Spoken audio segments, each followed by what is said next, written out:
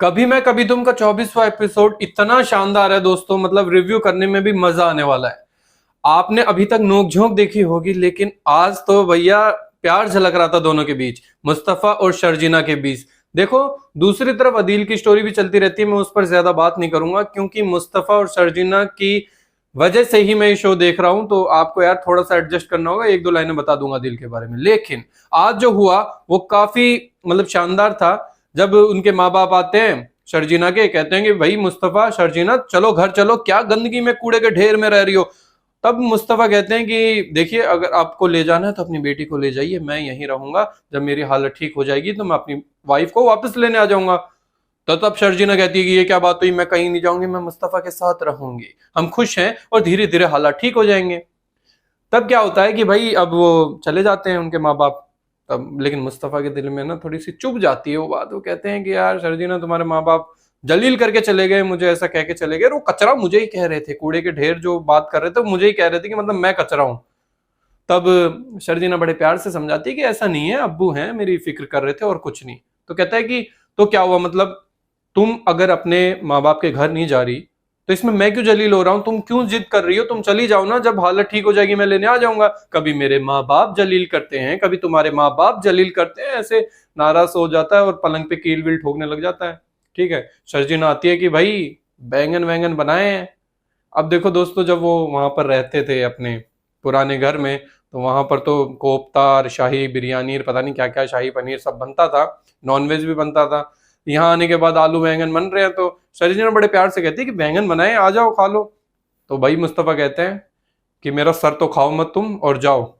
तो एक बात कहूंगा दोस्त कि बैंगन तो मुझे भी नहीं पसंद, लेकिन यहाँ पर पसंद नापसंद की बात नहीं है, मुस्तफा थोड़े से नाराज थे इसलिए उन्होंने कहा कि मुझे नहीं खाने। अब शर्जीना भी थोड़ी सी नाखुश हो जाती है, लेकिन मुस्तफा जब फिर से कहते हैं कि अपने घर चले जाओ, तो बस शर्जीना भी थोड़ी सी नाराज होकर चुपचाप बैठ जाती है।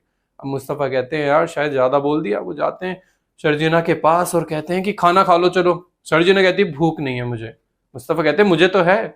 और इस तरह से वापिस से उनकी बातें शुरू होती है। शर्जीना कहती है कि तुम है ना मुझे बार बार ये मत बोला करो कि अपने घर चले जाओ, अपने घर चले जाओ, नहीं जाना मुझे, मुझे तुम्हारे साथ रहना है।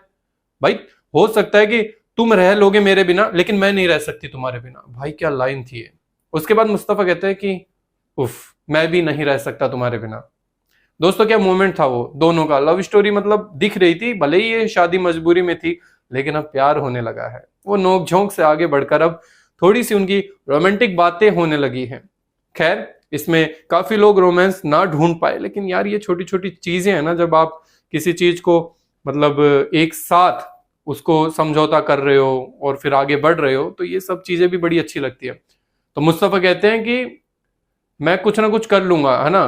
तो शर्जीना कहती है कि फिक्र मत करो, मैं तुम्हारे साथ ही रहूंगी, और चाहे इकट्ठे रहेंगे, चाहे खाने को ना हो तब भी इकट्ठा रहेंगे। तो मुस्तफा कहते हैं क्यों नहीं है, आलू बैंगन है ना खाने को, चलो खाएंगे। तो इन तरह से ये वापस सब कुछ ठीक होने लगता है। दूसरी तरफ मुस्तफा के जो फादर हैं वो बड़े परेशान से होते हैं कि मैंने मेरे बेटे को इस तरह से निकाल दिया, बड़े दुख में होगा, ये सब वो सब। तो जो मुस्तफा की बहन होती है, क्या नाम है उसका, सिद्रा। तो मुस्तफा की जो बहन होती है सिद्रा, उनकी मुलाकात होती है अपने अब्बू से। तो वो बात करते हैं और सिद्रा कहती है कि आपको लगता है कि मतलब मुस्तफा और वो चोरी वोरी कर सकता है।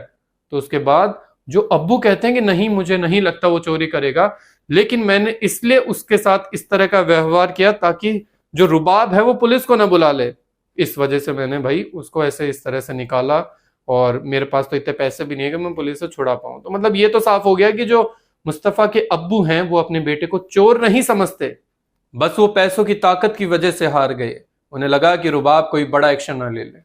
तो क्या करते हैं कि सिद्रा को पैसे वैसे देते हैं कि जाओ तुम मिल के तो आओ क्या हालत है।